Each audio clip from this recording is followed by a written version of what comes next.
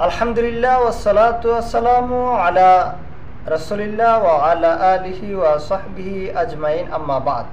সম্মানিত দিনী ভাইরা, আমরা আলোচনা করছিলাম রমজান মাসে করণীয় এবং বর্জনীয় সম্পর্কে। আসলে আমরা সংক্ষিপ্ত আকারে তাহলে জেনে নেই। এতক্ষণ আমরা আলোচনা করেছি বিভিন্ন দিক নিয়ে। এই মুহূর্তে আমরা জানবো যে আসলে এই রমজান মাসে করণীয় এবং বর্জনীয় সম্পর্কে। প্রথম পয়েন্টে আমরা জানি রমজান মাসে আমাদের করণীয় কি রয়েছে। সম্মানিত দিনী ভাইরা, রমজান মাসের প্রথম করণীয় সেটা হচ্ছে রমজানের সিয়াম পালন করা। আল্লাহ সুবহানাহু ওয়া তাআলা আমাদের জন্য 11টি মাস যেভাবে সুযোগ দিয়েছেন যে সিয়াম থেকে তোমরা ইচ্ছা করলে বিরত থাকতে পারবে। সেই সিয়াম থেকে বিরত থাকা মানে তোমরা চাইলে নফল সিয়াম করতে পারো, পালন করতে পারো। আল্লাহর বা রাসূল সাল্লাল্লাহু আলাইহি ওয়াসাল্লামের কর্তৃক নির্দেশিত যে সমস্ত সিয়ামগুলি রয়েছে সেগুলি কেউ চাইলে তার এটা ইচ্ছাধীন থাকবে, সে চাইলে এগুলিকে সিয়াম পালন করবে অথবা চাইলে সে ভঙ্গ করবে। তবে সে যদি সিয়াম পালন করে আল্লাহ সুবহানাহু ওয়া তাআলা তার জন্য বিভিন্ন ধরনের ফজিলতের কথা উল্লেখ করেছেন। তবে রমজান মাসটি হচ্ছে এমন একটি মাস যে মাসে সিয়াম পালন করা এটা ব্যক্তির ইচ্ছাধীন নয়। আল্লাহ সুবহানাহু ওয়া তাআলা কোরআনুল কারিমে সূরা বাকারার 183 নম্বর আয়াত, 2 নম্বর সূরার 183 নম্বর আয়াতে বলছেন, ইয়া আইয়ুহাল্লাযীনা আমানু কুতিবা আলাইকুমুস সিয়াম কামা কুতিবা আলাল্লাযীনা মিন ক্বাবলিকুম লাআল্লাকুম তাত্তাকুন। আল্লাহ তাআলা বলছেন, হে ঈমানদারগণ, ইয়া আইয়ুহাল্লাযীনা আমানু, হে ঈমানদারগণ। তার মানে আল্লাহ তাআলা এখানে কোনো কাফের, মুনাফিক এই সমস্ত ব্যক্তিদেরকে বলেননি। যারা ঈমানদার, যারা নিজেদেরকে ঈমানদার হিসেবে দাবি করে, নিজেকে মুসলিম হিসেবে দাবি করে, ওই সমস্ত ব্যক্তিবর্গদেরকেই আল্লাহ সুবহানাহু ওয়া তাআলা বলছেন, ইয়া আইয়ুহাল্লাযীনা আমানু, হে ঈমানদারগণ, হে মুমিনগণ, কি কুতিবা আলাইকুমুস সিয়াম, তোমাদের উপরে সিয়ামকে লিপিবদ্ধ করা হয়েছে, ফরজ করা হয়েছে। এই সিয়াম ফরজ করা হয়েছে কার উপরে? ঈমানদারের উপরে, কোনো বেঈমানের উপরে নয়। যে ব্যক্তি আল্লাহর ব্যাপারে নাফরমানি করে, যে ব্যক্তি শিরকে লিপ্ত রয়েছে, তার জন্য সিয়ামকে ফরজ করা হয়নি।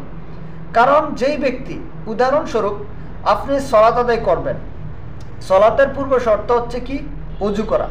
ওযুবিহীন সালাত আদায় করা এটা যেমন হতে পারে, ঈমানবিহীন সিয়াম পালন করা এটা তেমনই হতে পারে। আর ওযুর চাইতে, সালাতের চাইতে আরো গুরুত্বপূর্ণ বিষয় হচ্ছে আপনার ঈমান।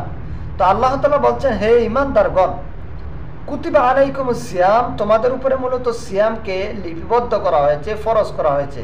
কামা কুতিবা আলাল্লাযীনা মিন ক্বাবলিকুম লাআল্লাকুম তাত্তাকুন। কেন ফরজ করা হয়েছে? কিভাবে ফরজ করা হয়েছে? আল্লাহ বলছেন যে তোমাদের পূর্ববর্তীদের উপরে যেমনভাবে, যেরূপভাবে তোমাদের পূর্ববর্তীদের উপরে ফরজ করা হয়েছে, লিপিবদ্ধ করা হয়েছে, অনুরূপভাবে তোমাদের উপরে সিয়ামকে লিপিবদ্ধ করা হয়েছে, ফরজ করা হয়েছে। কামা কুতিবা আলাল্লাযীনা মিন ক্বাবলিকুম, তোমাদের উপরে ওইভাবেই ফরজ করা হয়েছে যেভাবে পূর্বে ফরজ করা হয়েছিল। অর্থাৎ আমাদের পূর্বে অন্যান্য নবীদের সময়ও এই সিয়াম আল্লাহর পক্ষ থেকে ফরজ ছিল। হ্যাঁ, সেটার মাসলা মাসাইল ভিন্নতা ছিল, সেটা ভিন্ন বিষয়। তবে মৌলিকভাবে আল্লাহ কর্তৃক নির্দেশিত সিয়াম ছিল, এই কথা সত্য। আল্লাহ এই আয়াতের মধ্যে সেই কথাটাই ইঙ্গিত করেছেন। তারপরে শেষে গিয়ে বলছেন, কামা কুতিবা আলাল্লাযীনা মিন ক্বাবলিকুম লাআল্লাকুম তাত্তাকুন। সিয়ামকে কেন ফরজ করা হয়েছে? আল্লাহ বলছেন এই জন্য যে তোমরা যেন ফরজগারিতা অবলম্বন করতে পারো। লাআল্লাকুম তাত্তাকুন, তোমরা যেন ফরজগারিতা অবলম্বন করতে পারো, মুত্তাকি হতে পারো, তাকওয়াশীল হতে পারো, তাকওয়া অবলম্বন করতে পারো, গুনাহ থেকে বিরত থাকতে পারো। এই জন্যই মূলত আমি এই সিয়ামকে ফরজ করেছি। সম্মানিত দিনী ভাইরা, একজন মানুষ সিয়াম পালন করবে কিন্তু সে তাকওয়া অর্জন করতে পারবে না। একজন মানুষ সিয়াম পালন করবে, গুনাহ থেকে ফিরতে পারবে না। একজন মানুষ সিয়াম পালন করবে, ফরজগারিতা অবলম্বন করতে পারবে না। বুঝতে হবে তার সিয়াম সিয়াম নয়। সে সিয়ামকে এখনো সঠিকভাবে বুঝতে পারেনি, পালন করতে পারেনি। যদি সে সিয়াম পালন করতে পারতো তাহলে অবশ্যই সে মুত্তাকিদের অন্তর্ভুক্ত হতো। যদি সে সঠিকভাবে সিয়াম পালন করত তাহলে সে ফরজগারিতা অবলম্বন করত। যদি সে সঠিকভাবে সিয়াম পালন করত তাহলে সে তাকওয়াশীল ব্যক্তিদের অন্তর্ভুক্ত হলো। আল্লাহ সুবহানাহু ওয়া তাআলা বলছেন, লাআল্লাকুম তাত্তাকুন, এই জন্য যাতে তোমরা তাকওয়া অর্জন করতে পারো। একজন মানুষ সিয়াম পালন করে অথচ সে রমজান মাস আসার পরেও তার মুখ থেকে এখনো সিগারেট পড়েনি, সে সারাদিন কষ্ট করে পরিশ্রম করে সে সারাদিন সিয়াম পালন করলো না খেয়ে, সন্ধ্যার পরে সে সিগারেট ধরিয়ে দিল, বুঝতে হবে যে তার ভিতরে এখনো তাকওয়া ঢুকেনি, সে এখনো ফরজগারিতা অবলম্বন করতে পারেনি। একজন মানুষ সিয়াম পালনরত অবস্থায় সে কখনো হারাম কাজে লিপ্ত হতে পারে না, মিথ্যার আশ্রয় গ্রহণ করতে পারে না। যদি সে গ্রহণ করে তাহলে বুঝতে হবে তার মধ্যে এখনো ফরজগারিতা ঢুকেনি, ফরজগারিতা অবলম্বন করতে সে এখনো পারেনি। সম্মানিত দিনী ভাইরা, তাহলে পানাহার থেকে বিরত থাকা, সিয়াম মানে পানাহার থেকে বিরত থাকা। সে দিনের বেলা আল্লাহর নির্দেশিত যে সময় রয়েছে সেই সময়ের মধ্যে সে সীমাবদ্ধতা রয়েছে, যে এই সীমাবদ্ধতার ভিতরে সে কোনো কিছু খেতে পারবে না, মিথ্যা কথা তো বলতেই পারবে না, জিনা ব্যভিচারে লিপ্ত হতে পারবে না, অথবা দিনের বেলা স্বামী স্ত্রী যে মিলন হয় সেই মিলনও সে করতে পারবে না। এটা হচ্ছে আল্লাহর নির্দেশিত একটি বিধান। সম্মানিত দিনী ভাইরা, তবে রাতের বেলা সেটা সুযোগ রয়েছে।